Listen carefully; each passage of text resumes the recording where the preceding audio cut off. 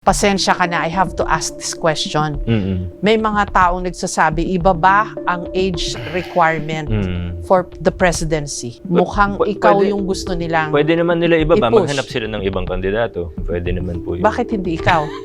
Para sa iyo nga yun eh. Yun ang ikaw naiisip nila. Ibaba Alam daw niyo, yung ma'am, baka qualifying age. Baka sinasabi lang yan ng ibang tao na ako iniisip nila. Hindi naman natin alam kung totoo yun. Wala naman kumausap sa akin. Kung ako lang, nagsabi na ako na 2028, I'll take a break from politics. Di ko alam exactly kung anong gagawin ko. Gusto ko magturo sana. Kung mag-aral din. Baka may mga opportunities din in government. Maybe civil society. So, yun po talaga yung plano. Sabihin ko sana, are you for real, Mayor Vico?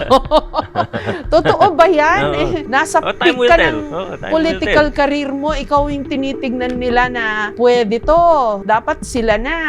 Tapos biglang sabihin mo, gusto mong wag mo nang tumakbo. Parang Eh, damper naman yun. Hindi naman, kasi di ba, ang tao ayaw na sa traditional politician. Kung gagawin kong buhay ko ang politika at kailangan every tatakbo, kailangan iniisip ko pataas ng pataas posisyon. Kung magiging ganun din ako, I'm sure after 3 years ayaw na rin sa akin ng tao. Pati ako, ayaw ko na rin sa sarili ko kung ganun lang din, di ba? Kung magiging traditional din ako, hindi yun yung dahilan kung bakit nagustuhan ako ng iba.